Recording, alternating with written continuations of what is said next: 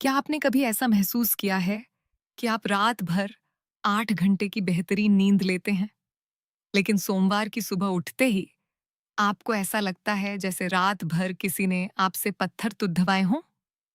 आप कॉफी का एक बड़ा मग पीते हैं, लेकिन वह कैफीन भी अब आपको ऊर्जा देने के बजाय सिर्फ आपकी धधकने बढ़ाता है।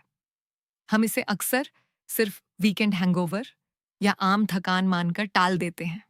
लेकिन क्या हो अगर मैं आपसे कहूं कि ये सिर्फ थकान नहीं है, बल्कि आपका शरीर अंदर ही अंदर एक इमरजेंसी अलार्म बजा रहा है।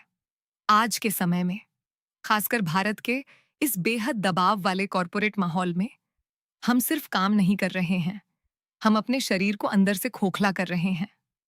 आज हम बात करने वाले हैं क्रॉनिक बर्नआउट की, लेकिन किसी मोटिवेशनल नजरिए से नहीं, बल्कि इसके पीछे के असली विज्ञान के नजरिए से। ये जो सुबह उठकर टूटने वाला एहसास आपने बताया, ये दरअसल कोई आम थकान नहीं है। ये एक बायोलॉजिकल क्राइसिस है। जब हम भारत के हाई प्रेशर करियर की बात करते हैं, जहां हर दिन डेडलाइंस हैं, रात के 11 बजे भी बॉस के ईमेल आ रहे हैं और हमेशा एक फियर ऑफ मिसिंग आउट या नौकरी जाने का डर बना रहता है, तो हमारा शरीर एक बहुत ही अजीब स्थिति में चला जाता है, जिसे विज्ञान की भाषा में क्रॉनिक हाइपर अराउजल कहते हैं। आसान शब्दों में समझें तो आपका शरीर हमेशा यह मानकर चल रहा है कि आप पर किसी शेर ने हमला कर दिया है और आपको अपनी जान बचाकर भागना है। यानी हमारा दिमाग ये फर्क ही नहीं कर पाता कि सामने शेर खड़िद्दा है या सिर्फ एक एक्सेल शीट की डेडलाइन है। ये तो बहुत ही डरावना है। इसका मतलब है कि हम 24 घंटे एक सर्वाइवल मोड में जी रहे हैं, लेकिन शरीर इस सर्वाइवल मोड को हैंडल कैसे करता है? इसके पीछे की कोई तो बायोलॉजिकल प्रक्रिया होगी जो हमें इस तरह से निचोड़ दस रही है। बिल्कुल, इसके पीछे हमारे शरीर का एक बहुत ही जटिल सिस्टम काम करता है, जिसे HPA एक्सिस कहते हैं, हाइपोथैलेमिक पिट्यूटरी एड्रेनल एक्सिस। इसे आप अपने शरीर का स्ट्रेस रिस्पांस कंट्रोल रूम मान सकते हैं। जब भी कोई खतरा होता है, चाहे वह असली हो या दिमागी, यह एक्सिस तुरंत एक्टिव हो जाता है और आपके शरीर में कोर्टिसोल नाम का स्ट्रेस हार्मोन छोड़ देने लगता है। कोर्टिसोल का काम है आपके शरीर को तुरंत ऊर्जा देना, ताकि आप लड्डी गिर सकें या भाग सकें। लेकिन समस्या तब शुरू होती है जब यह खतरा कभी खत्म ही नहीं होता। जब आप सालों तक लगातार कॉर्पोरेट प्रेशर में रहते हैं, तो ये HPA एक्सिस कभी शटडाउन नहीं होता। आपके शरीर में कोर्टिसोल का स्तर हमेशा बढ़ा रहता है। तो ये कुछ वैसा ही हुआ जैसे किसी कार का एंटी थेफ्ट अलार्म बजना शुरू हो जाए और आप उसे बंद करना ही भूल जाएं। अलार्म बजता रहेगा जब तक कि कार की पूरी बैटरी डेड ना हो जाए। बहुत ही सटीक उदाहरण है। और यही लगातार बजने वाला अलार्म हमारे शरीर के साथ क्या करता है, यह समझना सबसे ज्यादा जरूरी है। जब कोर्टिसोल लगातार बेरा रहता है, तो यह हमारी सेलुलर रेजिलियंस यानी हमारी कोशिकाओं की खुद को ठीक करने की क्षमता को नष्ट करना शुरू कर देता है। हमारी कोशिकाएं लगातार टूटती हैं, लेकिन उन्हें रिपेयर होने का समय ही नहीं मिलता। यह कोई ऐसी चीज नहीं है जिसे आप वीकेंड पर एक स्पा जाकर या 2 दिन ज्यादा सोकर ठीक कर लेंगे। यह एक गहरा फिजियोलॉजिकल डैमेज है। अगर इसे समय रहते नहीं रोका गया, तो यह सिस्टमिक एग्जॉशन में बदल जाता है, जिसका मतलब है कि आपका शरीर स्थायी रूप से बायोलॉजिकल फेलियर की तरफ बेराह रहा है। बायोलॉजिकल फेलियर, ये शब्द अपने आप में रोंगटे खोड़ी कर देने वाला है।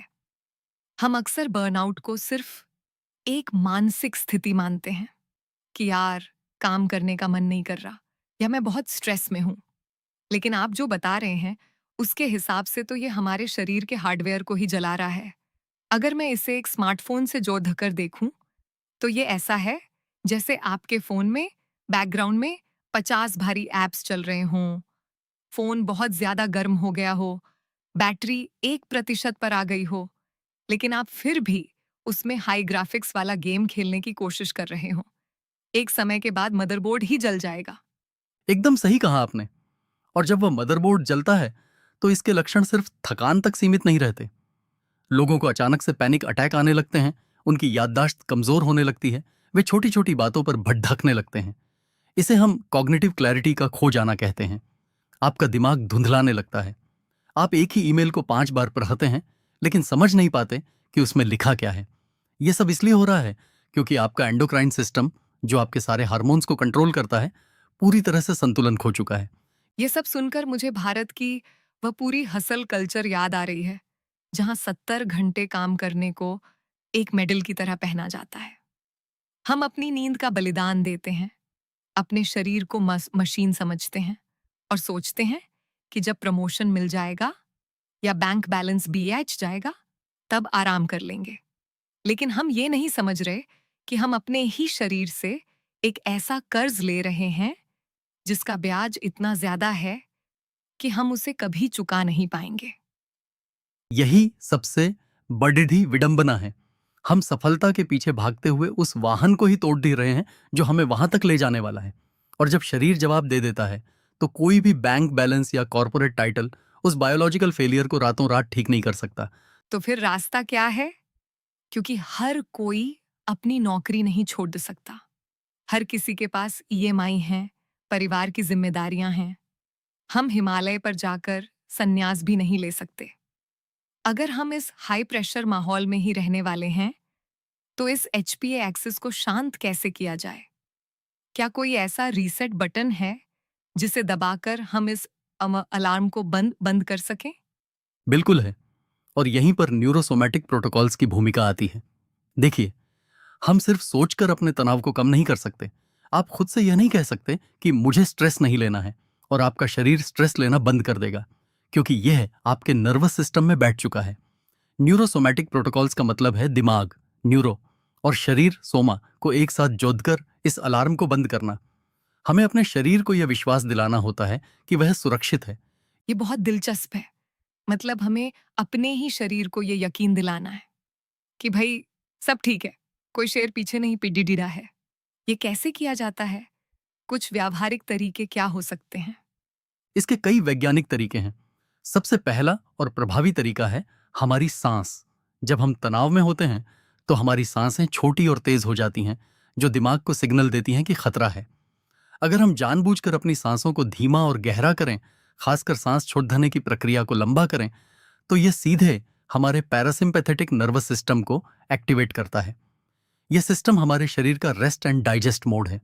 इसके अलावा सोमैटिक ट्रैकिंग जैसी तकनीकें हैं, जहां आप अपने शरीर में हो रही संवेदनाओं पर ध्यान देते हैं बिना उन्हें जज किए। जब आप ऐसा करते हैं, तो आपका दिमाग धीरे धीरे उस हाइपर अराउजल स्टेट से बाहर आने लगता है। यानी हम अपने शरीर की भाषा को समझकर उसे वापस शांत कर रहे हैं। एक तरह से हम अपने एंडोक्राइन सिस्टम को फिर से कैलिब्रेट कर रहे हैं ताकि वह संतुलन में आ सके।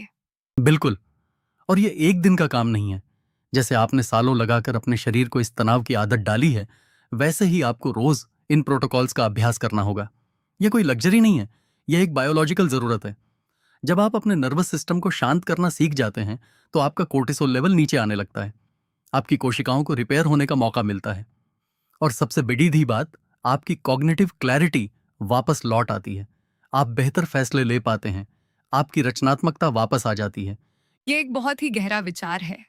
हम अक्सर सोचते हैं कि ज्यादा काम करने से हम ज्यादा उत्पादक बनेंगे, लेकिन विज्ञान हमें बता रहा है कि अपने शरीर को आराम देना और उसे रीसेट करना ही असल में हमारी उत्पादकता और हमारी बुद्धिमत्ता को बचाता है।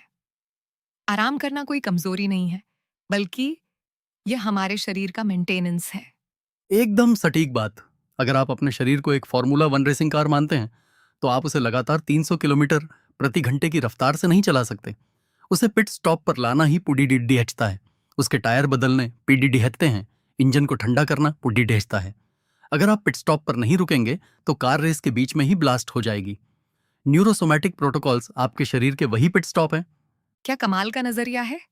ये बातचीत वास्तव में आंखें खोलने वाली है।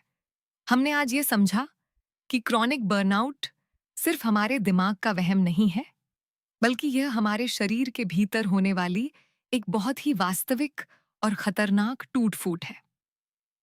हमारा HPA एक्सिस, जो हमें बचाने के लिए बना था, वही कॉर्पोरेट दुनिया के लगातार दबाव में हमारा दुश्मन बन जाता है। लेकिन अच्छी बात यह है कि हम इससे बाहर आ सकते हैं। बिल्कुल। और यही आज का सबसे बड़ी टिकावे होना चाहिए। आपका शरीर बहुत लचीला है, उसमें खुद को ठीक करने की अद्भुत क्षमता है। बस शर्त यह है कि आपको उसे वह माहौल देना होगा जहां वह खुद को सुरक्षित महसूस कर सके। अपनी कॉग्निटिव क्लैरिटी और अपनी सेहत को वापस पाना कोई असंभव काम नहीं है, बस इसके लिए सही वैज्ञानिक दृष्टिकोण की जरूरत है। तो अगली बार जब आप रात को 11 बजे अपने लैपटॉप पे कोई प्रेजेंटेशन बना रहे हो और आपका दिल तेजी से धधक रहा हो, तो एक पल के लिए रुकिए, गहरी सांस लीजिए और खुद से पूछिए, क्या यह काम मेरे शरीर के उस बायोलॉजिकल फेलियर की कीमत चुकाने लायक है? क्या मैं अपनी सफलता की इमारत अपने ही शरीर की नींव को खोद कर तो नहीं बना रहा हूं? यह एक ऐसा सवाल है जिसका जवाब हम सभी को खुद से पूरी ईमानदारी से देना होगा, क्योंकि करियर तो दूसरा मिल सकता है, लेकिन यह शरीर सिर्फ एक ही है।